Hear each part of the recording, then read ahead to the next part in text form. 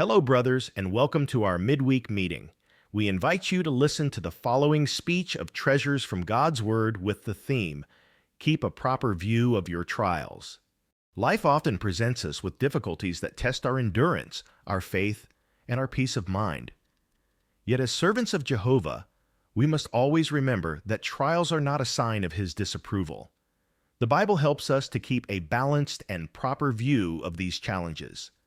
The wise man Solomon wrote in Ecclesiastes chapter 9, verse 11, "I have seen something further under the sun, that the swift do not always win the race, nor do the mighty win the battle, nor do the wise always have the food, nor do the intelligent always have the riches, nor do those with knowledge always have success, because time and unexpected events overtake them all."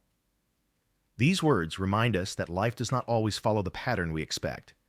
Even those who are strong, intelligent, or well-prepared can face situations they did not foresee. Time and unforeseen events affect everyone. Understanding this truth helps us not to interpret every hardship as punishment or rejection from Jehovah. Sometimes, our trials may result from our own choices or mistakes. The Apostle Paul reminds us in Galatians 6:7 that whatever a person is sowing, this he will also reap. Recognizing our responsibility in certain matters can help us grow in humility and wisdom. However, we should never make the mistake of blaming Jehovah for our problems. Imagine, for example, a car manufacturer who builds a vehicle capable of traveling safely at reasonable speeds. If a driver ignores the limits, drives recklessly, and crashes, would anyone blame the manufacturer? Of course not. In a similar way, Jehovah has created us with free will and given us clear moral and practical guidance. When people choose to ignore it, the resulting pain is not His doing. It is unreasonable to accuse the Creator of the consequences of human error. Still, not all suffering is caused by personal mistakes. Solomon's words in Ecclesiastes 9:11 remind us that many hardships come simply from living in an imperfect world dominated by unforeseen circumstances. Illness, disasters, or injustice can strike anyone, regardless of how faithful or cautious they are. In such cases, we must remember who the real enemy is. The Bible at 1 John 5:19 explains that the whole world is lying in the power of the wicked one. And Revelation 12:9 identifies him as Satan the devil, who misleads the entire inhabited earth. Jehovah is not the source of suffering. The true cause of wickedness and pain is Satan. Keeping that truth in mind protects us from bitterness and helps us remain close to our loving God. When we observe life around us, we may notice situations that seem unfair or unjust. Solomon spoke honestly about this in Ecclesiastes chapter 10, verse 7. "I have seen servants on horseback, but princes walking on foot, just like servants." How true those words are. Many times, those who have little integrity or ability enjoy positions of power and comfort, while humble and capable individuals struggle or go unnoticed.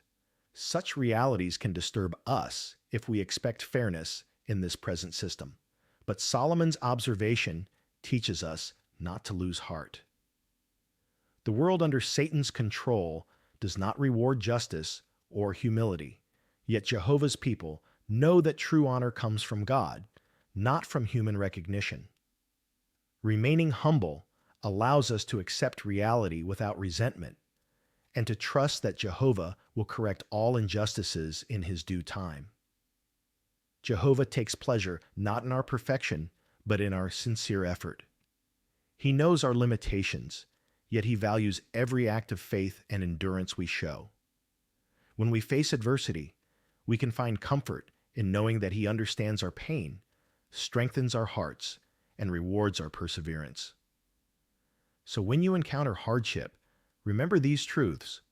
Trials are not evidence of Jehovah's disapproval. They are part of life in this imperfect world. Do not expect everything to be fair or easy now. That will come in God's kingdom. Meanwhile, find joy in the blessings Jehovah gives you, no matter how small they may seem. Use your time and strength wisely, doing all things with love and faith. Keeping this balanced view will help us endure whatever comes. One day, when we look back, we will see that our trials were not wasted. They refined our character, deepened our faith, and brought us closer to Jehovah. Until then, let us keep our eyes on Him, confident that He will sustain us through every test and that the peace He gives will guard our hearts forever. Hello, brothers. On this occasion, we want to share with you our weekly research on spiritual gems, October 20th to 26, 2025. We begin with the first question. What warning about gossip do these verses contain? These verses contain a clear warning about gossip and careless speech. They show that a person who talks too much or without thinking can easily say foolish or hurtful things, leading to their own ruin. Gossip often starts as something small, but it can grow into slander, damaging someone's reputation and also harming the one who spreads it. Ecclesiastes 10:12-14 reminds us that the words of the wise bring favor, while the words of the foolish bring destruction. A wise person chooses words carefully, but a fool keeps on speaking, showing no restraint. This teaches us to think before we speak, to avoid gossip, and to use our words to build others up rather than tear them down. Next question. What spiritual gems from this week's Bible reading would you like to share? Ecclesiastes 9:1. I took all of this to heart and concluded that the righteous and the wise, as well as their works, are in the hands of the true God. This verse highlights the ultimate security that Jehovah's servants have. Even when life seems uncertain or unfair, the righteous and wise are safely guided by God's hand. It teaches us to trust Jehovah's control, recognizing that our efforts and faithfulness are never wasted, even when results are not immediate. Ecclesiastes 9:4. There is a hope for whoever is among the living, because a live dog is better off than a dead lion. As long as we are alive, we have opportunities to draw closer, O Jehovah, change our ways, and do good. Death ends all earthly activity, so this verse urges us to act now, to use life meaningfully in service to God. Even a humble person alive has more potential than the most powerful one who has died. Ecclesiastes 9:5-6. For the living know that they will die, but the dead know nothing at all. This truth clarifies the condition of the dead. They are unconscious and inactive. Knowing this protects us from false teachings about an immortal soul and gives comfort when we lose loved ones, reminding us that Jehovah remembers them and will resurrect them in His time. Ecclesiastes 9:10. Whatever your hand finds to do, do with all your might. We are encouraged to give our best effort in everything, especially in spiritual service. Life is short, and death will end all human activity. Therefore, we should make each day count by serving Jehovah wholeheartedly, using our time and energy in meaningful ways. Ecclesiastes 9:11. The swift do not always win the race, nor do the mighty win the battle. Success is not always determined by ability or strength. Time and unforeseen events can affect anyone. This teaches us humility and reliance on Jehovah rather than on human skill or planning. It also helps us avoid judging others by their outcomes, since circumstances can change suddenly for everyone. Ecclesiastes 9:12. Man does not know his time, like birds caught in a trap. Life is unpredictable. Tragedies or sudden changes can strike without warning. This sobering truth reminds us to stay spiritually awake and not postpone doing good. Our relationship with Jehovah should be maintained daily, since none of us knows what tomorrow may bring. Ecclesiastes 9:13-15. A poor but wise man saved the city by his wisdom, but no one remembered that poor man. True wisdom is more valuable than power or wealth, even if the world fails to appreciate it. The wise man's humility and insight protected many, though he was soon forgotten. Similarly, we may not receive recognition now, but Jehovah remembers every act of faithful wisdom and will reward it. Ecclesiastes 10:1. As dead flies cause the perfumer's oil to stink and bubble, so a little foolishness outweighs wisdom and glory. A single careless act can destroy a lifetime of good reputation, just as one dead fly ruins fine perfume. This teaches us to guard our conduct and words carefully. Even small displays of foolishness, an outburst, a lie, or an act of pride, can outweigh years of faithful service. Maintaining humility and self-control preserves our spiritual fragrance before Jehovah and others. Ecclesiastes 10:2-3. The heart of the wise one leads him in the right way, but the heart of the stupid one leads him in the wrong way. Wisdom guides a person to act with discernment and good judgment. A wise heart helps us make choices aligned with Jehovah's principles. In contrast, the foolish person reveals his lack of sense by his behavior. He doesn't realize his words and actions expose his inner emptiness. We must train our heart to follow spiritual wisdom, not impulse or emotion. Ecclesiastes 10:5-7. Foolishness is put in many high positions, but the rich remain in low positions. Solomon observed injustice and disorder in human leadership. Those unqualified or arrogant sometimes gain authority, while capable people are overlooked. Yet this imbalance reminds us not to be disillusioned. Jehovah sees everything and will correct all wrongs in his time. We can remain loyal and humble, trusting his justice rather than the world's systems. Ecclesiastes 10:8-9. The one who digs a pit may fall into it. The one who splits logs may be endangered by them.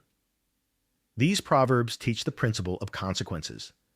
Those who act with bad motives or carelessness may suffer the results of their own actions. Even well-intentioned work requires caution and foresight. Spiritually, it reminds us to avoid schemes or shortcuts that could bring harm to ourselves or others. Ecclesiastes 10:11. If the snake bites before it is charmed, there is no advantage to the skilled charmer. Skill or knowledge is useless if not applied at the right time. Acting too late or failing to use wisdom promptly can make even good abilities ineffective. The lesson is to act decisively when we know the wise course, not to delay obedience to Jehovah's direction. Ecclesiastes 10:15. The hard work of the stupid one wears him out, for he does not even know how to find his way to the city. A fool wastes effort on meaningless pursuits. Without direction, his labor accomplishes nothing. This teaches us to seek Jehovah's guidance so that our work, spiritual or secular, has purpose. True wisdom prevents wasted energy by keeping our focus on godly priorities. Ecclesiastes 10:18. Because of extreme laziness, the roof beams sag, and because of idle hands, the house leaks. Neglect leads to decay, physically, spiritually, and morally. Just as a house falls apart when maintenance is ignored, our spirituality weakens when we stop praying, studying, or serving regularly. Diligence and consistency keep our faith strong. Ecclesiastes 10:19. Bread is made for laughter, and wine makes life enjoyable, but money answers every need. Solomon acknowledges that material things serve practical purposes in life. However, this is not a call to greed. It's a reminder to use resources wisely. Money has value only when it serves righteousness and generosity. True joy comes not from wealth, but from using what we have in harmony with God's will. Hello, brothers, and welcome. Today we are going to analyze the congregation's Bible study together with you. October 20th to 26, 2025. Let's begin by analyzing. Lesson 28. Balaam's donkey speaks. Let's start by answering the questions from the paragraphs. Why did Balaam go to Moab? Balaam went to Moab because he was tempted by the rewards and riches that King Balak promised him if he would curse the Israelites. Even though Jehovah had clearly told him not to curse his people, Balaam allowed greed to influence his heart. He pretended to obey Jehovah, but secretly wanted the honor and payment Balak offered. This shows how dangerous it is to let material desires or the hope of personal gain outweigh obedience to God. As Jesus warned in Luke 12:15, we must guard against every sort of greed, because true life and happiness do not come from riches, but from pleasing Jehovah. Let's move on to the next question. What happened on his way there? On his way to Moab, Jehovah sent an angel to block Balaam's path because Balaam was going with the wrong motives. Balaam couldn't see the angel, but his donkey could. 3 times the donkey tried to avoid the angel, first by going off the road, then by pressing Balaam's foot against a wall, and finally by lying down in the middle of the road. Each time, Balaam became angry and hit the donkey. Then Jehovah performed a miracle and made the donkey speak, asking Balaam why he kept beating her. Only then did Jehovah open Balaam's eyes so he could see the angel standing in his way.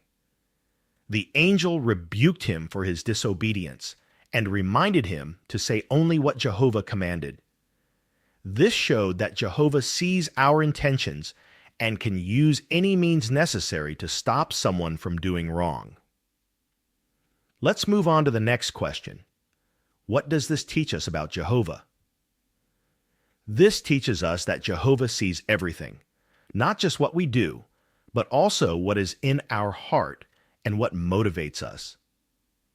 Balaam pretended to obey Jehovah, but in reality, he was driven by greed and selfish ambition. Jehovah saw through Balaam's false intentions and intervened to prevent him from doing harm to his people. This shows that no one can deceive Jehovah, and he always protects those who are faithful to him. It also teaches us that Jehovah is patient and merciful.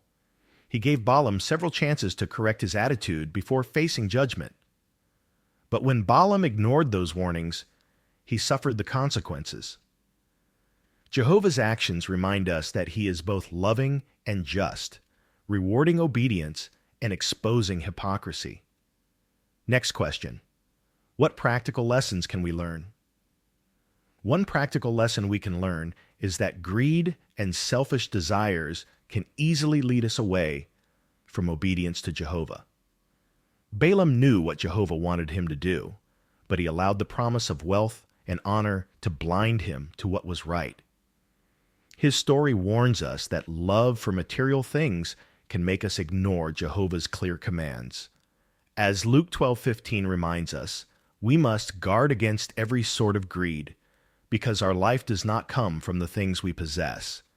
We also learn that Jehovah can see our motives even when others cannot, and he may use different ways, through his word, his organization, or even unexpected situations, to correct us before we make serious mistakes.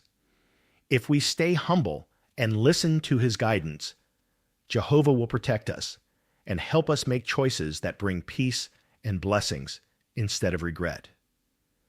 Now we move on to the analysis of Lesson 29. Jehovah chose Joshua. First question, who led the Israelites after Moses died? After Moses died, Jehovah chose Joshua to lead the Israelites into the Promised Land. Joshua had been a loyal helper to Moses for many years and had already proven his faith and courage when he trusted that Jehovah would give them victory in Canaan. Jehovah told Joshua to be strong and courageous and promised to be with him just as he had been with Moses. This shows that true leadership among God's people comes from Jehovah's direction, not from personal ambition, and that Jehovah always provides capable servants to guide his people when it is time for a change. Next question. What happened at the Jordan River? At the Jordan River, Jehovah performed a powerful miracle to prove that he was guiding Joshua and fulfilling his promises to his people. When the priests carrying the Ark of the Covenant stepped into the overflowing river, the water stopped flowing, and the riverbed became completely dry, allowing all the Israelites to cross safely. This event showed that Jehovah was helping Joshua just as he had promised when he said, "I will help you just as I helped Moses." Joshua 1:5. It also reminded the people that Jehovah always keeps his word and never abandons those who trust in him. Just as Isaiah 58:11 explains, Jehovah will always lead you and satisfy you, even in a parched land. This miracle proved that Jehovah was not only leading his people physically, but also providing for them spiritually, guiding them step by step into the land he had promised to Abraham, Isaac, and Jacob. Let's move on to the next question. What does this teach us about Jehovah? This account teaches us that Jehovah is faithful to his promises and continues to guide his people with love and care. Even though Moses had died, Jehovah's purpose did not change. He kept his promise to bring the Israelites into the land that he had sworn to give to Abraham, Isaac, and Jacob.